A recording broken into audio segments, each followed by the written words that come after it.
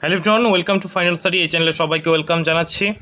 তো আজকের আমরা শুরু করছি primary upper primary TET special Bangla class. এই ক্লাসে আমরা বাংলা পেডাগজির ওপর খুব গুরুত্বপূর্ণ একটা সেট করব। এই সেটটা সাধারণত বিভিন্ন রাজ্যে যে টেট এক্সাম হয়, ঠিক আছে, সি টেট তো অবশ্যই রেখেছে, এছাড়া ঝাড়খণ্ড টেট, ঠিক আছে, উত্তরপ্রদেশ টেট, আমাদের ওয়েস্ট বেঙ্গলের যে টেট হয়েছে সেইগুলোর বিগত বছরের যে প্রশ্নগুলো, সি টেটের বাংলা ভার্সন PIQs, ঠিক আছে, বিগত বছর পোস্টের সমস্ত একটা সেট হিসেবে রেখেছি, যেন তোমরা আগামী দিনে যে পরীক্ষা হতে চলেছে সেটার জন্য যেন তোমরা হুবহু কমন পেতে পারো, সেরকম টাইপের এই সেটটা বানানো হয়েছে। সমস্ত ভিডিওটা, ঠিক আছে, মানে পুরো ভিডিওটা তোমরা শেষ পর্যন্ত দেখবে, ঠিক আছে। তো চলো শুরু করছি আজকের ক্লাস। ওকে, তো চলো শুরু করছি আজকে ক্লাস। আজকে 20টা MCQ আলোচনা করব। তো ক্লাসের ব্যাপারে একটু জানিয়ে দিই তোমাদেরকে।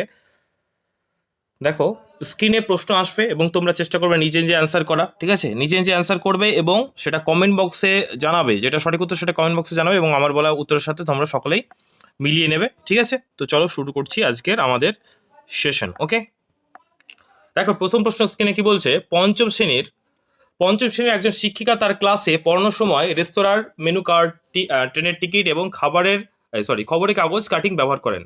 ভাষা শিক্ষায় এই ধরনের উপকরণকে কি বলা হয়? খুব ইজি একটা প্রশ্ন, আশা করি সকলেই অ্যান্সারটা করতে পারবে, ঠিক আছে। এবং এই প্রশ্নগুলো কি ধরনের বলতো, এগুলো স্টোরি বেস প্রশ্ন বা ডিসক্রিপটিভ টাইপের প্রশ্ন এগুলো, ঠিক আছে। আমরা রিসেন্টলি দেখতে পাচ্ছি সিটেটে এরকম টাইপের প্রশ্ন আসছে, তো সুতরাং আমরা এরকম টাইপের প্র্যাকটিস অবশ্যই করবো, ঠিক আছে। একটু আলাদা ধরনের প্রশ্ন রেখেছি। তো পঞ্চম শ্রেণীর একজন শিক্ষক কি করেছে, যে ক্লাসে পড়ানোর জন্য ধরো সে হয়তো কোনো একটা টপিক পড়াচ্ছিল, কার্ড বা টিকিট টাইপের, তো সেই যে ভাষা শিক্ষা, যে বিভিন্ন রকম জায়গা থেকে আমরা যে ল্যাঙ্গুয়েজ শিখতে পারি, সেটার জন্য সে তোমার রেস্তোরাঁ বলতে তোমার যে রেস্টুরেন্টগুলো হয়, মেনু কার্ড, ট্রেনের টিকিট, খবরের কাগজের কাটিং তিনি ব্যবহার করেন। তো এই যে উপকরণ বা TLM, যেটাকে আমরা বলি TLM, এই যে তিনি ব্যবহার করেন ক্লাসে বোঝানোর জন্য, তো এটাকে কি ধরনের উপকরণ বলা হয় সেটাই জানতে চাওয়া হয়েছে। তো প্রথম অপশন দেখো, আশা করি সকলে অ্যান্সার দিয়ে দিয়েছো। কৃত্রিম উপকরণ বলা হয়। অপশন বি হচ্ছে প্রামাণ্য উপকরণ, অপশন সি হচ্ছে অপ্রয়োজনীয় উপকরণ, অপশন ডি হচ্ছে কেবল পড়ার উপকরণ। তো খুবই একটা ইজি একটা প্রশ্ন, আশা করি সকলেই সঠিক উত্তর দিতে পেরেছো। সঠিক উত্তর হবে, যারা বি করেছে তারা সকলেই সঠিক উত্তর করেছো। এটা কি উত্তর হবে?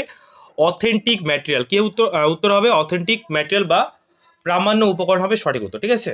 তার কারণ কি না, যখন ভাষা শেখার জন্য আমরা দৈনন্দিন জীবনে বাস্তব জিনিসপত্র, যেমন হচ্ছে তোমার ট্রেনের টিকিট, মেনু কার্ড, খবরের কাগজ, বিজ্ঞাপনের যে টেমপ্লেটগুলো হয়, এগুলো যখন ক্লাসে এনে পড়ায় তখন সেগুলো কি বলা হয়? প্রামাণ্য উপকরণ, যেগুলো আমরা পড়েছি, তাই তো। এগুলো শিশুদের বাস্তব জীবনের সাথে কি করে, শ্রেণীকক্ষে পড়ানোকে বা পড়াশোনাকে আরো ইন্টারকানেক্টেড করতে চেষ্টা করে এবং তারা খুব সহজে কিন্তু জিনিসগুলো বুঝতে পারে। তাহলে অপশন বি হবে সঠিক উত্তর। ওকে, নেক্সট প্রশ্ন চলো। নেক্সট প্রশ্ন কি বলছে দেখো, ভালো করে পড়বে এবং অ্যান্সার দেওয়ার সবাই চেষ্টা করো। ওকে, কি বলছে, সুমিত একটি গল্প পড়ার সময় তার নিজের ভাষায় সেটিকে কল্পনা করে এবং ক্লাসে নিচের মতো করে বন্ধুদের শোনায়। শিক্ষিকা হিসেবে আপনি এই বিষয়টিকে কিভাবে দেখবেন? ধরো না, কোনো একটা গল্প সুমিত পড়েছে এবং গল্পটা পড়ার সময় সে নিজের ভাষায় সেটিকে কল্পনা করে, সে বোঝার চেষ্টা করে এবং ক্লাসের যারা বন্ধু ছিল তাদেরকে কিন্তু নিজের ভাষায় সে গল্পটাকে বলে, লাইন বাই লাইন হুবহু কিন্তু বলে না, ঠিক আছে, নিজের মতো করে বুঝিয়ে সে বলার চেষ্টা করে। তাহলে এটাকে, এই বিষয়টাকে আপনি কিভাবে দেখবেন? এটি পঠনগত ত্রুটি, যে সে হয়তো ভালো করে মুখস্থ করতে পারে না, তার মনে থাকে না, এটা কখনোই হবে না। এটি সৃজনশীলতা এবং বোধগম্যতার প্রকাশ, এটা হতে পারে। এটি মূল গল্প থেকে দূরে সরে যায়, কখনোই না। একটা বাচ্চা নিজস্বতা, আমরা দেখি প্রশ্নের লেখাও থাকে নিজের ভাষায় উত্তর দাও, তাহলে সে বাচ্চাটা নিজের ভাষায় উত্তর যখন দিচ্ছে, তাহলে এটি কি করে মূল গল্প থেকে দূরে সাহস বোঝায়? সে তো নিজের ক্রিয়েটিভিটি, তার যে বোধগম্যতা, সে কতটা বুঝতে পারে সেটা সে কাজে লেগেছে, তাই তো। এটি স্মৃতিশক্তির অভাব, যে তার স্মৃতিশক্তি কম, সে ভালো করে মনে রাখতে পারে না, এটা কি না, কখনোই না। তার সঠিক উত্তর কি হবে? সঠিক উত্তর যারা বি করেছে তারা সকলেই সঠিক উত্তর করছে। এটি হচ্ছে সৃজনশীলতা, যেটাকে আমরা বলি ক্রিয়েটিভিটি, এবং বোধগম্যতা, যেটাকে আমরা বলি বোঝার যে কগনিটিভ ডেভেলপমেন্ট, ঠিক আছে, বোধগম্যতার প্রকাশ। তারপর সে গল্পটাকে সে বুঝেছে, পড়েছে, তার চিন্তা শক্তিকে কাজে লাগিয়েছে এবং সে কিন্তু সেটাকে নিজের ভাষায় প্রকাশ করেছে, ঠিক আছে। তাহলে যে কোনো গল্প নিজের ভাষায় বলতে পারা, এটা কিন্তু অবশ্যই ভালো দিক। ওকে, তাহলে শিক্ষক হিসেবে আমরা কি করবো, সবসময় মুখস্থ বিদ্যার বদলে এই ধরনের যে সৃজনশীলতাকে অবশ্যই উৎসাহ দেবো। ওকে, তাহলে অপশন বি হবে সঠিক উত্তর। যারা বি করেছে সকলেই সঠিক উত্তর করছে। নেক্সট চলো, ঠিক আছে। এরকম টাইপের প্রশ্ন কিন্তু এই যে আগামী যে টেটগুলো হবে, এগুলো তো তোমরা একদম 100% দেখবে, থাকবেই থাকবে, ঠিক আছে। সবগুলো ইংলিশ ভার্সনের প্রশ্ন আমি বাংলাতে সুন্দর করে তোমাদের টাইপ করে দিয়েছি, ঠিক আছে। তৃতীয় শ্রেণীর একজন শিক্ষক শিশুদের একটি বাজার করার দৃশ্য অভিনয় করতে দিলেন, ঠিক আছে। একজন শিক্ষক কী করলেন না, বাজার করার যে দৃশ্য, ধরে নাও কী করে বাজার করতে হয়, কোনো জিনিসপত্র কেনাকাটা করতে হয়, এরকম টাইপের একটা ক্লাসে তিনি সেই দৃশ্য মানে অভিনয় করতে দিলেন, ঠিক আছে, রোল প্লে মেথড যেটাকে আমরা বলি টিচিং মেথডের, যেখানে কেউ দোকানদার কেউ ক্রেতা সেজে কথা বলছে, সেটা ইংলিশ হতে পারে, বাংলা হতে পারে, ঠিক আছে। তাহলে এর মূল উদ্দেশ্যটাকে, এই যে তিনি যে রোল প্লে করছেন ক্লাসে, অভিনয় দৃশ্য অভিনয় পদ্ধতি অ্যাপ্লাই করছে, এটার কাজ কি, তার প্রয়োজনীয়তা কি, উদ্দেশ্য কি? অপশন ক কি বলছে দেখো, শিশুদের বিনোদন দেওয়া, শিশুদের মজা আনন্দ দেওয়া, কখনোই না, এটা অবশ্যই হবে, কিন্তু এটাই সঠিক উত্তর কখনোই হবে না, ঠিক আছে। শুধু মজা দেওয়ার জন্য সে কখনোই নাটক মানে এরকম টাইপের কিছু করবেন, তার আগে কিছু শেখার কিছু একটা ব্যাপার অবশ্যই থাকবে। শ্রেণীকক্ষে শৃঙ্খলা বজায় রাখা কখনোই না, শৃঙ্খলা বজায় রাখার জন্য কখনোই একটা রোল প্লে মেথড তিনি অ্যাপ্লাই করবেন, অন্য কোনো মেথড অ্যাপ্লাই করতে পারেন। বাস্তব পরিস্থিতিতে ভাব বিনিময়ে দক্ষতা বৃদ্ধি করা, ব্যাকরণের নিয়ম শেখানো, ব্যাকরণ নিয়ম শেখানোর জন্য রোল প্লে মেথড কেন দরকার, কখনোই না। তাহলে শ্রেণীকক্ষে শৃঙ্খলা বজায় রাখা হবে না, বিনোদন এটা হবে না। তাহলে সঠিক উত্তর কোনটা হবে? যারা সি করেছো সকলে সঠিক উত্তর করেছো। বাস্তব পরিস্থিতিতে কিভাবে ভাব বিনিময় করতে হয়, ধরো না কোনো একটা জায়গায় ট্রেন টিকিট কাটতে গেলাম, কোনো একটা জায়গায় কিনতে গেলাম, কোনো কিছু, কোনো একটা রেস্টুরেন্ট অর্ডার দিলে কিভাবে আমি কথা বলবো, ঠিক আছে, বিভিন্ন রকম যে ইন্টারভিউগুলো হয় সেখানে কিভাবে কথা বলতে হবে, এই যে ভাব বিনিময়ের যে দক্ষতা বৃদ্ধি, ঠিক আছে, কিভাবে কথা বলতে হয়, কিভাবে কমিউনিকেশন করতে হয়, এটার যে দক্ষতা বৃদ্ধি করার জন্য তিনি কিন্তু ক্লাসে এই যে রোল প্লে মেথডটা কিন্তু তিনি করেছেন অ্যাজ আ টিচার। তাহলে কিভাবে বাস্তব পরিস্থিতিতে ভাব বিনিময়ে দক্ষতা বৃদ্ধি করা হচ্ছে এর মূল লক্ষ্য। ওকে, যেন তারা সেই বাস্তব পরিস্থিতি অনুযায়ী জ্ঞান তাদের মধ্যে জন্মায়, তারা যেন ল্যাঙ্গুয়েজ কিভাবে ব্যবহার করতে হয় এই দক্ষতা বা যেটা বলে কমিউনিকেশন যে ডেভেলপমেন্ট, সেটা যেন বাচ্চাদের বৃদ্ধি পায়। ওকে, বোঝা গেল? তাহলে যারা সি করেছে তারা সকলেই সঠিক উত্তর করেছে। নেক্সট প্রশ্ন চলো, এইভাবে কিন্তু অ্যান্সার কমেন্ট বক্সে তোমরা দিতে থাকবে। ওকে, নেক্সট চলো 4 নম্বর প্রশ্ন দেখো, রিয়া লেখার সময় প্রায় বানান ভুল করে। কি বলছে? রিয়া একটা স্টুডেন্ট, সে বাচ্চাটা কি করে লেখার সময় প্রায় বানান ভুল করে, কিন্তু তার লেখার বিষয়বস্তু এবং ধারণা খুব সুন্দর হয়। মানে সে বানান ভুল করে কিন্তু তার যে ভাবনা চিন্তা, যে তার যে কোর টপিক লেখার যে বিষয়বস্তু, সেটা কিন্তু খুব সুন্দর হয়, ঠিক আছে। ভাষা শিক্ষক হিসেবে আপনার প্রাথমিক কর্তব্য কী হওয়া উচিত? এই যে সমস্যাটা হচ্ছে বাচ্চার, যে স্পেলিং সে কিন্তু ভুল করছে, তাহলে এই যে স্পেলিংয়ের যে ভুল করার সমস্যাটা সমাধান করার জন্য আপনি কী মেথড বা কী স্টেপ নেবেন, এটা কিন্তু আপনাকে টিচার হিসেবে জানতে চাওয়া হচ্ছে।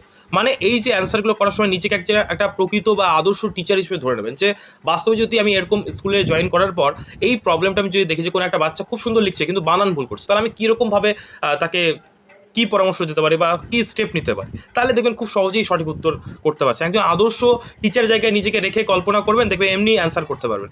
এখানে এই রকম প্রশ্ন অ্যান্সার করার জন্য বিশাল কিছু মানে উপন্যাস পড়ার দরকার নেই, এমনি অ্যান্সার করা যায়, ঠিক আছে। তার খাতা লাল কালি দিয়ে ভরিয়ে দেওয়া কখনোই না, টিচার হিসেবে আপনি লাল কালি দিয়ে ভরিয়ে দিলে সে তো ডিমোটিভেট হয়ে যাবে। সে যে লিখতে পারছে, এটা লেখার দক্ষতাটাও তার, সে ভয় পেয়ে যাবে যে আমি তো ভুল লিখছি, তাই না? তাহলে কখনোই এটা করা যাবে না। লেখার ধারণাকে প্রশংসা করে পরে ধীরে ধীরে বানান সংশোধনের উপর জোর দেওয়া, এটা হতে পারে তাকে দিয়ে একই বানান 10 বার লেখানো, বারবার প্র্যাকটিস করার, ড্রিলিং যেটাকে বলে, প্র্যাকটিস, ঠিক আছে, অতিরিক্ত প্র্যাকটিস করানো, ড্রিলিং, এগুলোকে কিন্তু আমাদের পেডাগজিতে কিন্তু এগুলো নেগেটিভ কিওয়ার্ড, ঠিক আছে। কখনোই একটা বাচ্চাকে বারবার ড্রিলিং করানো উচিত না, যেটা আমরা করে থাকি, কিন্তু এটা কিন্তু উচিত না, বারবার প্র্যাকটিস করানো, ওটা কিন্তু সঠিক মেথড নয়। তাকে ক্লাসের সবার সামনে বকা মারা, প্রহার করা, আঘাত করা, এগুলো তো কখনোই হবে না, এগুলো নেগেটিভ কিওয়ার্ড, ঠিক আছে। তাহলে সঠিক এখানে একটা অপশন আমরা পাচ্ছি, সেটা হচ্ছে বি। লেখার ধারণাকে প্রশংসা করা, যে খুব সুন্দর লিখেছো, তোমার বিষয়বস্তু খুব সুন্দর, কিন্তু কোনো জায়গায় বানান যে ভুলগুলো হচ্ছে সেগুলো অবশ্যই সংশোধন করে দেওয়া, যে এই বানানটাকে এইভাবে লিখবে, এইভাবে প্র্যাকটিস করো, সেগুলো কিন্তু অবশ্যই ক্লাসে তাকে বুঝিয়ে দেবে এবং সেগুলোকে কিন্তু সেটার উপর ফোকাস করা, এটা কিন্তু সঠিক মেথড। তাহলে বি যারা করেছে তারা সকলেই সঠিক উত্তর করেছে। ওকে, নেক্সট প্রশ্ন চলো। কেমন লাগছে ক্লাস অবশ্যই কমেন্টে জানিও, আর যদি ক্লাস ভালো লাগে অবশ্যই এটা লাইক করে দিও। এই চ্যানেলে রেগুলার ক্লাস হবে, অবশ্যই চ্যানেলটাকে সাবস্ক্রাইব তোমরা করে রেখো। ওকে, তো চলো নেক্সট। আপনি আপনার ক্লাসে লক্ষ্য করলেন যে একটি শিশু তার মাতৃভাষা শব্দগুলো বাংলা বলার সময় মাঝে মধ্যে ব্যবহার করছে, এই পরিস্থিতি আপনি কী করবেন? আপনি আপনার ক্লাসে লক্ষ্য করলেন যে একটি শিশু তার মাতৃভাষার শব্দগুলো বাংলা বলার সময় মাঝে মধ্যে ব্যবহার করছে, এই পরিস্থিতি আপনি কী করবেন? অপশন এ বলছে তাকে মাতৃভাষা ব্যবহার করতে কঠোরভাবে নিষেধ করব। বি বলছে তার মাতৃভাষার শব্দগুলোকে সম্পদ হিসেবে গ্রহণ করে বাংলা ভাষার সাথে মিলিয়ে শেখাবেন, তাকে অন্য স্কুলে যাওয়ার পরামর্শ দেবেন, বিষয়টিকে সম্পূর্ণ এড়িয়ে যাবেন, ঠিক আছে। তো এমনি অ্যান্সার করতে পারে, খুব সহজ একটা প্রশ্ন। এটা সঠিক উত্তর হবে বি, তার মাতৃভাষার শব্দগুলোকে সম্পদ হিসেবে দেখবো, রিসোর্স অ্যাজ আ রিসোর্স দেখবো, এটা কখনোই প্রবলেম হিসেবে আমি দেখবো না, এবং বাংলা ভাষার সাথে মিলিয়ে শেখা, ঠিক আছে। তাহলে আপনার ক্লাসে দেখা হলো যে সে মাতৃভাষার শব্দগুলোকে বাংলা বলার সময় মাঝে মধ্যে ব্যবহার করছে, তো এটা অবশ্যই ভালো দিক। আর কোনো মাতৃভাষাতে একটা বাচ্চা খুব সুন্দরভাবে শিখতে পারে, তাই না? তাহলে প্রাথমিকভাবে শিশুর লেখার ক্ষেত্রে তার যে ভাব প্রকাশের বা তার যে ধারণা ওপর জোর দেওয়া উচিত। শুরুতেই যদি কোনো শিক্ষক বা শিক্ষিকা যদি ঠিক আছে, তো এই কনসেপ্টটা কিন্তু খুব গুরুত্বপূর্ণ। ওকে, তাহলে আমরা যদি এনসিএফ দেখি, এনসিএফের যে বিষয়টা, এনসিএফ 2005-এ কী বলা আছে যদি আমরা দেখি, তাহলে এনসিএফ ন্যাশনাল কারিকুলাম ফ্রেমওয়ার্ক অনুযায়ী শিশুদের মাতৃভাষা কখনোই শিক্ষার ক্ষেত্রে বাধা নয়, এটি একটি সম্পদ বা রিসোর্স হিসেবে ধরতে হবে। শিক্ষক হিসেবে আমাদের কি উচিত? শিশুর মাতৃভাষাকে সম্মান দেওয়া এবং সেই জানা ভাষার ভিত্তি করে তাকে নতুন কোনো ভাষা শেখানো। তাহলে এনসিএফ যেটা বলেছে যে তার মাতৃভাষাটাকে বাদ দেওয়া কখনো যাবে না, তাকে একটা রিসোর্স হিসেবে ধরতে হবে। তাহলে অপশন বি হবে সঠিক উত্তর। ওকে, যারা বি করছে সকলে সঠিক উত্তর করছো। অ্যান্সার করো, কমেন্টে অবশ্যই অ্যান্সার করো, তাহলে দেখবে নিচেরও কিন্তু প্র্যাকটিস তোমরা হয়ে যাবে, প্র্যাকটিস কিন্তু করতে পারবে। ঠিক আছে, নিজে প্র্যাকটিস না করলে কিন্তু শিখতে পারবে না। ওকে, প্র্যাকটিস করতে হবে। ক্লাসে কবিতা পড়ানোর সময় শিক্ষিকা খুব সুন্দরভাবে আবৃত্তি করলেন এবং শিশুদের একসাথে আবৃত্তি করতে বললেন। প্রাথমিক স্তরে কবিতা পড়ানোর প্রধান উদ্দেশ্য কী? দেখো, নতুন শব্দ মুখস্থ করানো, কবিতার রস আস্বাদন করা, আনন্দ প্রদান, ব্যাকরণ শেখানো, ঐতিহাসিক তথ্য দেওয়া। সঠিক উত্তর কী হবে কমেন্ট করে জানাও। এই প্রশ্ন সঠিক একটু স্পিডে করবো, ঠিক আছে, তাড়াতাড়ি অ্যান্সার করো। সঠিক উত্তর হবে অপশন বি, কবিতার রস আস্বাদন করা এবং আনন্দ প্রদান করা। তখন সুন্দরভাবে আবৃত্তি করালেন বলেছেন এখানে, ঠিক আছে। তাহলে সুন্দরভাবে আবৃত্তি করানোর মাধ্যমে কী হবে? তার যে রস, কবিতার যে ছন্দ, সেটা সে বাচ্চা বুঝতে পারবে এবং সে উত্তরগুলো কিন্তু খুব সুন্দরভাবে বুঝতে পারবে। সরি, একটু ডিস্টার্ব হয়তো হলো তোমাদের, ঠিক আছে। তো চলো নেক্সট এক্সপ্লেনেশনে আমরা আসি। ওকে, তো দেখো এখানে বলা হয়েছে, দেখো আবৃত্তি করলেন এবং শিশুদের একসঙ্গে আবৃত্তি করতে বললেন। তাহলে এটার মাধ্যমে আমরা রস আস্বাদন পাই, কোথায় কীভাবে ছন্দগুলো বলতে হবে, তারা আনন্দ পায় একসঙ্গে, তারা কোরাসে বলার সাথে থেকে বাচ্চাদেরকে একসঙ্গে যদি কবিতা বলতে হয় তারা খুব খুশি হয়। ক্লাসে তারা সবসময় আবৃত্তি বলতে চায়, তাই না? বাচ্চাকালে ছন্দ জিনিসটা তাদের মনে থাকে এবং তাদের ব্রেন কিন্তু খুব স্ট্রং হয়, যে কোনো কবিতা তারা ফাটাফাট মুখস্থ করে ফেলবে নিজে নিজে পড়ে পড়ে। তাহলে কবিতার রস আস্বাদন এবং আনন্দ প্রদানটাই কিন্তু এখানে সব থেকে গুরুত্বপূর্ণ, ঠিক আছে। নতুন শব্দ মুখস্থ করা, ঠিক আছে, এগুলো কিন্তু কখনোই হবে না। ওকে, বি হবে সঠিক উত্তর। নেক্সট প্রশ্ন চলো, কি বলছে? একজন শিক্ষিকা প্রথমে বোর্ডে কয়েকটি বাক্য লিখলেন, যেমন রাম ভালো ছেলে, সীতা গান গায়, কলকাতা বড় শহর। এরপর তিনি বললেন যে রাম, সীতা, কলকাতা হলো নামপদ বা বিশেষপদ। তিনি ব্যাকরণ শিক্ষার কোন পদ্ধতি ব্যবহার করলেন? অবরোহী পদ্ধতি, সূত্র পদ্ধতি, আরোহী পদ্ধতি, যেটাকে আমরা বলি ইন্ডাকটিভ মেথড, পাঠ্যপুস্তক পদ্ধতি। কোন পদ্ধতিটা তিনি ব্যবহার করলেন? দেখো ভালো করে প্রশ্নটা বোঝার চেষ্টা করো। তিনি প্রথমে কিন্তু উদাহরণ নিয়েছিলেন, এক্সাম্পলটাকে তিনি কিন্তু নিয়েছিলেন, ঠিক আছে, এক্সাম্পলটাই কিন্তু তিনি নিয়েছিলেন। তাহলে এক্সাম্পল থেকে কোনো যখন আমি রুলস শেখাই, এক্সাম্পল থেকে যখন রুলস শেখাই তখন সেটাকে কোন মেথড বলা হয়? সেটাকে বলা হয় কি মেথড? সেটাকে বলা হয় ইন্ডাকটিভ মেথড। কি বলা হয়? Method, inductive method. আর রুলস থেকে যখন এক্সাম্পল যায় তখন কি বলা হয়? সেটাকে বলা হয় অবরোহী বা ডিডাকটিভ মেথড। বোঝা গেল? এক্সাম্পল টু রুলস মানে উদাহরণ থেকে নিয়ম, সেটা হচ্ছে তোমার আরোহী পদ্ধতি। আর রুল থেকে এক্সাম্পল মানে হচ্ছে নিয়ম থেকে যদি উদাহরণে যায় সেটা হচ্ছে অবরোহী পদ্ধতি। তাহলে এটা আমরা বুঝতেই পারছি। সঠিক উত্তর হবে অপশন সি। যারা সি করেছো, ঠিক আছে, যারা সি করেছো তারা কিন্তু সকলেই সঠিক উত্তর করেছে। যারা সি করেছে সকলে কিন্তু সঠিক উত্তর করেছে। বোঝা গেল? নেক্সট প্রশ্ন চলো। রবি, ওকে, এবার আরেকটা ঘোষণা, যে অনেকেই হয়তো বুঝতে পারছো না, কিছু জায়গায় হয়তো অসুবিধা হচ্ছে, তার জন্য কিন্তু আমাদের পেড ব্যাচ নিতে হবে তোমাদের। এই ক্লাসেসগুলো মানে আমি যতটুকু এক্সপ্লেন করছি এর থেকেও ডিপলি শিখতে হবে, ধরে ধরে কনসেপ্ট ক্লিয়ার না হলে কিন্তু মুশকিল আছে। তো যারা যারা চাইছো একটা নির্দিষ্ট ব্যাচের মধ্যে, একটা গাইডেন্সের মধ্যে প্রাইমারি আপার প্রাইমারির জন্য প্রিপারেশন নেবে, তারা আমাদের পেড ব্যাচ জয়েন করতে পারো। যে নাম্বারটা আছে সেখানে তোমরা যোগাযোগ করতে পারো, ঠিক আছে। আমাদের ফাইনাল স্টাডি অ্যাপে ক্লাস হয় এবং আমাদের গ্রুপে সমস্ত রকম গাইডেন্স পাওয়া যায়, সমস্ত রকম ক্লাস নোটস এই একটা ব্যাচে পেয়ে যাবে, মক টেস্ট সহ, ঠিক আছে। 20টা ফুল মক টেস্ট এই ব্যাচে আমরা কিন্তু ফ্রি অফ কস্টে দিচ্ছি। তোমরা কিন্তু ব্যাচ জয়েন করতে পারো আমাদের গাইডেন্সে, আমাদের কাছে প্রাইমারি টেট, আপার প্রাইমারি টেটের জন্য করতে পারো ইন সার্ভিস। এবং যারা নতুন যারা চাইছো টেটে বসতে, সকলের জন্য কিন্তু এই ব্যাচটা করা হয়েছে। ওকে, আরেকটা দেখো, রবি খবরের কাগজ পড়ার সময় শুধুমাত্র খেলার খবরের পাতাটি চোখ বুলিয়ে দেখে নেয় তার প্রিয় দল জিতেছে কিনা। এই ধরনের নির্দিষ্ট তথ্য খোঁজার পঠনকে কি বলে? তাহলে এই যে রিডিং টপিক থেকে একটা প্রশ্ন, খুব একটা ইন্টারেস্টিং, ছেলেদের ক্ষেত্রে অবশ্যই তারা যে খেলা দেখো এমনি পারবে। তো এটা কী বলে? স্ক্যানিং বলে, স্কিমিং বলে, ইন্টেন্সিভ রিডিং বলে না এক্সটেন্সিভ রিডিং বলে? কী বলে এটাই জানতে চাওয়া হয়েছে। তো দেখো সে কী করছে, সে করছে যে সে খবরের কাগজ কিনে নিয়ে আসে কিন্তু পুরোটা পড়ে না। তার যে যেখানে যেখানে ইন্টারেস্ট, সে তার খেলা দেখতে ভালো লাগে, ফুটবল দেখতে ভালো লাগে, সে কী করে তার যে প্রিয় দল জিতেছে কিনা বা তার দলকে নিয়ে কোনো আপডেট আছে কিনা সেটা কিন্তু সে চোখ বুলিয়ে নেয়, তারপর কিন্তু খবরের কাগজটা রেখে দেয়। তাই এটা কী বলে? স্ক্যানিং বলে, স্কিমিং বলে, ইন্টেন্সিভ রিডিং বলে না এক্সটেন্সিভ রিডিং বলে? কী জানতে চাওয়া হচ্ছে, এটা কী বলা হয়? আশা করি সকলেই সঠিক উত্তর জানিয়ে দিয়েছো।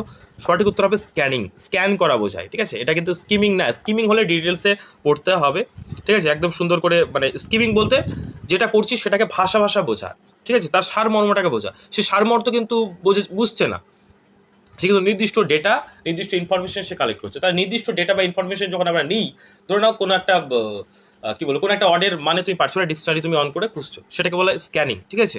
আবার ধরো কোনো একটা গল্প তুমি ছোটো গল্প পড়ছো, তাহলে সেটাকে বলছে তোমার স্কিমিং, মানে তুমি বোঝার চেষ্টা করছো, ঠিক আছে। তাহলে intensive reading, extensive reading, back book part, ঠিক আছে, এগুলো তো জানো, তো এগুলো কখনোই হবে না। সঠিক উত্তর হবে স্ক্যানিং, স্ক্যান করা, যেগুলো দরকার সেগুলোই স্ক্যান করা। ওকে, 9 নম্বর প্রশ্ন দেখো, চতুর্থ শ্রেণীর শিক্ষার্থীদের মূল্যায়নের জন্য শিক্ষক সারা বছর ধরে তাদের আঁকা, লেখা, টেস্টের খাতা এবং অন্যান্য প্রজেক্টের একটি ফোল্ডার সংগ্রহ করে রাখলেন, এটাকে কী বলা হয়? চতুর্থ শ্রেণীর শিক্ষার্থীদের মূল্যায়নের জন্য শিক্ষক সারা বছরের যে তারা কেমন আঁকে, তারা কেমন তাদের হ্যান্ডরাইটিং, তাদের এক্সামের যে খাতাগুলো, অন্যান্য যে প্রজেক্ট ফোল্ডার তারা দিয়েছিলেন, সেটা সমস্ত কিছু একটা ফোল্ডার সংগ্রহ করে রাখলেন। এটা কি বলা হয়? রুবিক্স বলা হয়, পোর্টফোলিও বলা হয়, অ্যানালিটিক্যাল রেকর্ড বলা হয়, না রেটিং স্কেল বলা হয়? কি বলা হয়? সঠিক উত্তর কমেন্টে জানাও। এই প্রশ্নের সঠিক উত্তর হবে পোর্টফোলিও। কি বলা হবে? পোর্টফোলিও। পোর্টফোলিও হচ্ছে সারা বছর ধরে করা হয়, ঠিক আছে? তাদের একটা ফাইল বা ফোল্ডার, যেটা শিক্ষার্থী সারা বছর নির্দিষ্ট কিছু সেরা কাজ, যেমন আঁকা হতে পারে, প্রজেক্ট হতে পারে, তারা কোন কোন দিকে ভালো পারফর্ম করছে সেটা গুছিয়ে রাখা, যেন শিক্ষক এবং অভিভাবকরা খুব সহজে বুঝতে পারেন যে কোন শিক্ষার্থী সারা বছর ধরে তাদের ডেভেলপ করেছে, এবং সেই হিসেবে তাদেরকে গ্রেড করা, তাদেরকে মার্ক দেওয়া।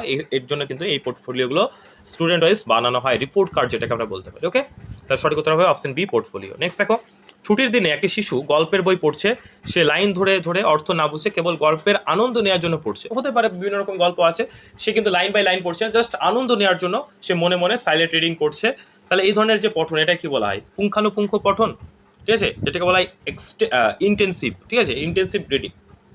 সো এটা কখনোই হবে না। পুঙ্খানুপুঙ্খ তো সে পড়ছে না, কিন্তু বলেই তো দিয়েছে লাইন বাই লাইন সে অর্থ বুঝছে না, সে আনন্দ নেওয়ার জন্য পড়ছে, ঠিক আছে? এটাকে ব্যাপক পঠন বলে, সরব পঠন বলে, না স্ক্যানিং বলে? তো কি বলে? তো এটা হচ্ছে ব্যাপক পঠন, ঠিক আছে? যখন কেউ নিজের আনন্দের জন্য বা শখের বসে কোনো গল্প, উপন্যাস বা কমিক্স বই পড়ে, যেটা প্রতিটি অর্থের অর্থ বোঝার চাপ তার থাকে না, জাস্ট বোঝার চেষ্টা করে, সেটাকে বলা হয় ব্যাপক পঠন, ঠিক আছে? ব্যাপক পঠন হবে সঠিক উত্তর। সরব পঠন মানে যে আওয়াজ করে করে পড়া, স্ক্যানিং মানে যে তথ্য খোঁজা, ডেটা ইনফরমেশন খোঁজার ক্ষেত্রে এটা ব্যবহার করা। তাহলে ব্যাপক পঠন বা এক্সটেন্সিভ রিডিং হবে সঠিক উত্তর। ওকে, বি হবে সঠিক উত্তর। নেক্সট দেখো, 11টার প্রশ্ন। একটি শিশু পেন্সিল ধরতে গিয়ে সমস্যায় পড়েছে এবং তার হাতের লেখা একেবারে অস্পষ্ট, তার অক্ষরগুলোর আকার ঠিকঠাক নয়। এই শিখন অক্ষমতায় কি বলা হয়? ডিসলেক্সিয়া বলে, ডিসগ্রাফিয়া বলে, ডিসক্যালকুলিয়া বলে? কি হবে সঠিক উত্তর? খুবই সহজ একটা প্রশ্ন। এক কথায় মানে লেখার যে মানে তোমার যে ত্রুটি, ঠিক আছে? লেখার যে অক্ষমতা, লেখার ক্ষেত্রে যে অক্ষমতাটা, সেটাকে কি বলা হয়েছে? মানে এত ডিটেলসে দিয়েছে, দেখবে এইগুলো এরকম করে এলাবোরেট করার মানে হচ্ছে তুমি পড়বে, পড়ে বুঝবে, বুঝতে গেলে তোমার সময় যাবে। এর জন্য কিন্তু এরকম করে সিটেটে কিন্তু প্রশ্ন দেয়, ঠিক আছে? অনেক তোরা হচ্ছে যে তোমাদের বোঝার জন্য দিয়েছে, কখনোই না। তুমি যে বুঝতে পারো প্রশ্ন, এমনভাবে কখনোই দেওয়া হবে না। তুমি যেন গুলিয়ে ফেলো, ঠিক আছে? এত কিছু পড়তে গিয়ে এগুলো তো পড়ে বুঝতে হবে না, এত বড় লাইন তোমার রিডিং করতে সময় যাবে, তাহলে সেই সময়টা পরীক্ষায় যায়। এর জন্য এতটা একটু ডিটেলসে ডেসক্রিপটিভ আকারে প্রশ্নগুলো সিটেটে বা বিভিন্ন রাজ্যে কিন্তু মানে দেওয়া থাকে। 2023-এর প্রশ্নটা দেখবে যথেষ্ট কিন্তু ডিটেলসে ছিল, তো সেরকম থাকছে, কিন্তু প্র্যাকটিস করতে হবে। তাহলে লেখার অক্ষমতাটাকে কী বলা হয়? কী বলা হয়? গ্রাফ, ঠিক আছে? গ্রাফ থেকে আমি শিখেছিলাম, গ্রাফ থেকে লেখা মনে রাখবে, তাহলে ডিসগ্রাফি হবে সঠিক উত্তর। পঠন দক্ষতা, সেটা মনে রাখবে। পড়ার সমস্যা থাকলে বলা হয় ডিসলেক্সিয়া। ওকে, ডিসক্যালকুলেট হচ্ছে ম্যাথমেটিক্যাল প্রবলেম, অঙ্কের সমস্যা, ঠিক আছে? ওকে, বোঝা গেল? তাহলে সঠিক উত্তর কী হবে? অপশন বি হবে, ডিসগ্রাফিয়া। ওকে, নেক্সট দেখো, শিক্ষিকা ক্লাসে একটি অডিও ক্লিপ শোনালেন। কী করলেন? ম্যাডাম বা শিক্ষিকা ক্লাসে একটি অডিও ক্লিপ শোনালেন এবং শিশুদের বললেন মন দিয়ে শুনে মূল বিষয়গুলো খাতায় লিখে নিতে। এখানে ভাষার কোন দুটি দক্ষতার কথা একসঙ্গে বিকাশ ঘটেছে? তাহলে একটা অডিও শোনালেন এবং শিশুদের বললেন মন দিয়ে শোনো এবং মূল বিষয়গুলি খাতায় লিখে নাও। তাহলে এখানে কি দক্ষতা তাদের বিকাশ ঘটছে? শ্রবণ, কথন, পঠন, লিখন, শ্রবণ, লিখন, কথন, পঠন। এটা এমনি পারবে, যে কেউ পারবে, ঠিক আছে? যে কেউ পারবে। খুব বেশি একটা প্রশ্ন, অবশ্যই কমেন্ট বক্সে অ্যান্সার করো। কী হবে সঠিক উত্তর? হবে শ্রবণ। অডিও যখন শোনা সেটা হচ্ছে শ্রবণ, আর হচ্ছে লিখন। তাহলে শ্রবণ, লিখন। এটা কখনোই কথন হবে কি? সে কি কথা বলছে? কথা বলতে তো বলেনি, তাকে বলেছে শুনতে এবং লিখতে। তাহলে শ্রবণ আর লিখন এই দুটোর কিন্তু তাদের বিকাশ কিন্তু করছে, ঠিক আছে? লিসনিং অ্যান্ড কী হবে? রাইটিং। ওকে, নেক্সট 13টার প্রশ্ন। আপনার ক্লাসে একজন দৃষ্টিহীন শিক্ষার্থী আছে। ধরে নাও তুমি ক্লাস করছো, সেখানে একজন দৃষ্টিহীন, যে চোখে দেখতে পায় না, ঠিক আছে, দৃষ্টিহীন শিক্ষার্থী আছে। ভাষা শিক্ষক হিসেবে আপনি তার শিক্ষণ নিশ্চিত করতে কী করবেন? তাকে পেছনের বেঞ্চে বসতে বলবেন? পেছনের বেঞ্চে তো কখনোই বসতে বলবেন না, সামনের বেঞ্চে বসতে বলবেন, তাই না? স্পর্শনীয় বা যেটাকে বলে ট্যাকটাইল উপকরণ, যেগুলো সে টাচ করে বুঝতে পারবে, ঠিক আছে, যেটা আমাদের মূর্ত উপাদান বা মূর্ত যে টিএলএম বলতে পারি। ব্রেল এবং অডিও ক্যাসেট ব্যবহার করবেন। অবশ্যই ব্রেল পদ্ধতি, যারা অন্ধ শিশু রয়েছে, দৃষ্টিহীন শিশু, তাদের ক্ষেত্রে এই যে ব্রেল মেথডটা কিন্তু সব থেকে কার্যকারী। তাহলে ব্রেল যেখানে থাকবে সেটা কিন্তু অ্যান্সার হবে। ওকে, বাকিগুলো পড়ার কোনো দরকার নেই। সাধারণ শিশুদের থেকে আলাদা করা যাবে না, বাচ্চাকে এক ছাদের তলায় পড়াতে হবে। আমরা পড়েছি, ঠিক আছে? ইনক্লুসিভ এডুকেশন, এগুলো আমরা কিন্তু পড়েছি। তাকে লেখার কাজ কি করে হবে? সে তো চোখে দেখতেই পাচ্ছে না, তাহলে সে লিখবে কি করে, তাই না? তাহলে এটা কিন্তু ভুল হয়ে গেল। সঠিক হবে বি, স্পর্শনীয় উপকরণ বা ব্রেল এবং অডিও ক্যাসেট। অডিও ক্যাসেট হলে কী হবে?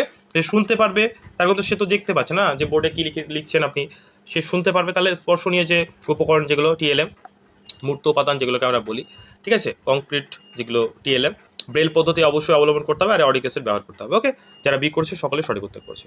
নেক্সট প্রশ্ন, 14 নম্বর প্রশ্ন, স্ক্রিনে দেখতে পাচ্ছ, সকলে কিন্তু অ্যান্সার করবে। ওকে, তো ক্লাস যদি ভালো লাগে অবশ্যই একটা লাইক করে দিও, ফাইন্যান্স থেকে সাপোর্ট করো। ওকে, তো চলো নেক্সট প্রশ্ন চলো। একজন শিক্ষার্থী বন্ধুদের সাথে সাবলীলভাবে কথা বলতে পারে, কিন্তু শিক্ষকদের সাথে বা অপরিচিত কারোর সাথে কথা বলার সময় সঠিক শব্দ নির্বাচন করতে পারে। এটা আমাদের সাথেও হয়, তাই না? কমিউনিকেশনের যে প্রবলেমটা, পারে না। এটি ভাষার কোন দিকের অভাবের নির্দেশ করে? শব্দভাণ্ডারের অভাব? কখনোই না। যদি শব্দভাণ্ডারের অভাব থাকতো তাহলে সে কখনোই বন্ধুদের সাথে সাবলীলভাবে কথা বলতে পারতো না, তাই না? তাহলে এটা কখনোই হবে না। যোগাযোগ দক্ষতা বা প্রায়োগিক যে দিক, প্র্যাগম্যাটিক্স যে টেকনিক্স বা স্কিল যেটাকে বলে, সেটার অভাব এটা হতে পারে। ব্যাকরণগত জ্ঞানের অভাব? ব্যাকরণ লাগে না, ঠিক আছে? কথা বলার জন্য ব্যাকরণ কখনোই লাগে না, তার কারণ আমরা ব্যাকরণ পড়ে কখনোই বাংলা ভাষা শিখিনি। বাচ্চাকালে তোমাকে ব্যাকরণ কে শিখিয়েছিল? মা শিখিয়েছিল ব্যাকরণ, তাহলে তুমি কীভাবে বাংলা ভাষা শিখলে, তাই না? আমরা তো কথা বলার সময় অনেক ব্যাকরণগত ভুল করেছি, কিন্তু কথা কি বলতে পারি না, বুঝে গেল? শোনার অক্ষমতা? কখনোই না, ঠিক আছে? তাহলে কী হবে? যোগাযোগ দক্ষতা বা প্রায়োগিক যে দিক, সেটাকে কি করে প্র্যাকটিক্যালি ব্যবহার করার যে দিক, সেটা কিন্তু তার অভাব রয়েছে। ওকে, তাহলে বি হবে সঠিক উত্তর। ওকে, কমিউনিকেশনে প্রবলেম। ওকে, নেক্সট চলো। 15 প্রশ্ন। শিক্ষক হিসেবে আপনি শিক্ষার্থীদের কিছু শব্দ দিলেন, যেমন হচ্ছে গাছ, পাতা, ফুল, জল, এবং তাদের বললেন এগুলো দিয়ে একটি গল্প তৈরি করতে। এর মাধ্যমে আপনি কি বৃদ্ধি করার চেষ্টা করছেন? যে আপনি ধরেন টিচার এবং তিনি তাদেরকে কিছু শব্দ লিখে দিলেন বোর্ডে, যে গাছ, পাতা, ফুল, জল। তাদের বললেন যে এই যে তোমাদেরকে শব্দগুলো দিলাম, এই শব্দগুলোকে ব্যবহার করে তোমরা কি করো, একটা সুন্দর গল্প তৈরি করো। এইগুলোর মাধ্যমে আপনি কি যাচাই করার চেষ্টা করছেন? স্মৃতিশক্তির কথা থেকে না আসবেই না। স্মৃতিশক্তি কি করে হবে? তাদেরকে তো কোনোদিন গল্প আপনি দেননি, কোনো গল্প যে সেটা মুখস্থ বলতে পেরেছেন, তাই না? তাহলে সৃজনশীল লিখন দক্ষতা, ক্রিয়েটিভ রাইটিং, হাতের লেখা, বানান দক্ষতা। তো বানান দক্ষতার কথা এখানে আসবে না, তার কারণ তো আপনি এগুলো লিখতে বলেন খাতায়। আপনি বলছেন এটা দিয়ে একটা গল্প লিখতে। হাতের লেখা এটা হতে পারে, কিন্তু এটা তো কমপ্লিট সেন্সটা না। সৃজনশীল লিখন দক্ষতা, তাদের যে ক্রিয়েটিভিটির যে জ্ঞান, সেটার চেক করার জন্যই কিন্তু দেওয়া আছে, তাই না?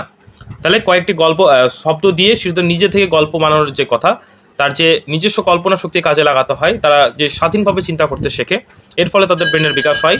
ক্রিয়েটিভ রাইটিং বা সৃজনশীল লেখার যে দক্ষতা বৃদ্ধি পাবে বা বিকাশ ঘটে, এটার জন্য কিন্তু শিক্ষক তাদেরকে এই যে টেস্টটা নিয়েছেন। ওকে, তাহলে ক্রিয়েটিভ রাইটিংয়ের বিকাশ হবে সঠিক উত্তর। নেক্সট প্রশ্ন চলো। 16 প্রশ্ন। একটি শিশু যখন কথা বলার সময় ব্যাকরণগত ভুল করে, তখন শিক্ষক হিসেবে আপনি কি করা উচিত? সে কথা বলতে বলতে ইংলিশ হতে পারে, বাংলা হতে পারে, গ্রামাটিক্যাল বা ব্যাকরণগত মিস্টেক করছে, তাহলে অ্যাজ এ টিচার আপনি কিভাবে এই যে ত্রুটি, এই যে ভুল, সেটাকে সংশোধন করবেন?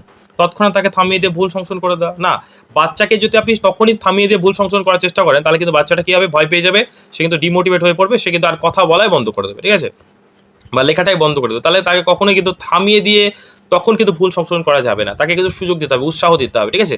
তাকে কথা শেষ করতে দেয় এবং পরে স্বাভাবিক আলোচনার মাধ্যমে সঠিক রূপটি বলে দেয়। এটা হতে পারে তাকে দিয়ে ভুল বাক্যটি বারবার লেখানো। এইটা আবার কেমন কথা? কখনোই না। ভুল বাক্যটি বারবার লিখলে সে কখনো কি করে শিখবে, তাই না? তাকে ক্লাসে কথা বলতে নিষেধ করা, এটা তো কখনোই হবে না। তার সঠিক উত্তর কী হবে? তাকে কথা শেষ করতে দিতে হবে, তাকে উৎসাহ দিতে হবে। সে যতটুকু পারছে, ভুল বলল, কিন্তু সে তো চেষ্টা করছে, তাই না?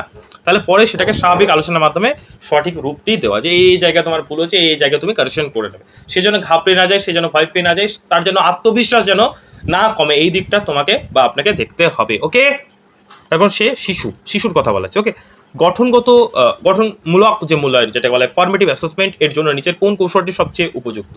ঠিক আছে, একটা হচ্ছে ফর্মেটিভ অ্যাসেসমেন্ট হয়, আর একটা হচ্ছে সামেটিভ। ফর্মেটিভ কখন হয়, ঠিক আছে? ফর্মেটিভ কখন হয় আর হচ্ছে সামেটিভ অ্যাসেসমেন্ট কখন হয়, এটা তোমাদের আমি এই হিসাবে দিলাম, কমেন্টে জানাবে যে ফর্মেটিভ অ্যাসেসমেন্ট কখন নেওয়া হয় আর সামেটিভ অ্যাসেসমেন্ট, ঠিক আছে, কখন নেওয়া হয়। তো সব থেকে উপযুক্ত কৌশল কি? বার্ষিক লিখিত পরীক্ষা, হাফ ইয়ারলি পরীক্ষা, শ্রেণীকক্ষে দলীয় কাজ বা আলোচনা, ওয়েমার সিট নির্ভর পরীক্ষা। তাহলে সঠিক উত্তর কী হবে? বার্ষিক পরীক্ষার কথা বলা হবে না। তারপর সামেটিভ পরীক্ষা কিন্তু আমরা দেখি, সামেটিভ টেস্টে কিন্তু বার্ষিক পরীক্ষার কথা বলা হয় সামেটিভ অ্যাসেসমেন্টে। ওকে, সারা বছর ধরে বাচ্চাটা যা শিখছে সেটা একটা পরীক্ষার মাধ্যমে সেটা নির্ণয় করা বা ডায়াগনাইজ করা। ওকে, হাফ ইয়ারলি পরীক্ষা এটা ওটার পার্ট হয়ে যায়। তাহলে গঠনমূলক মূল্যায়ন সেটাই, যে একটা ক্লাসের শেষে, কিছু ক্লাসের শেষে বাচ্চাটা কতটুকু শিখলো সেটার জন্য যে অ্যাসেসমেন্ট করা হয়, বা প্রতিটা ক্লাসে যে অ্যাসেসমেন্ট করা হয়, আমরা ক্লাস টেস্ট হতে পারে, অথবা বিভিন্ন রকম যে প্রজেক্ট ওয়ার্ক হতে পারে, এগুলোর মাধ্যমে যেটা নিই সেটা হচ্ছে গঠনমূলক মূল্যায়ন। তাহলে সঠিক উত্তর হবে অপশন সি। ওকে, অপশন সি যারা করছে সকলেই সঠিক করেছে। ভাষা শিক্ষার ক্লাসে ব্রেনস্টর্মিং বা মস্তিষ্ক ঝঞ্ঝা বলতে কি বোঝো? কঠিন মানসিক অঙ্কের সমাধান করা? কখনোই না, ঠিক আছে। তারপরে কি বলছে?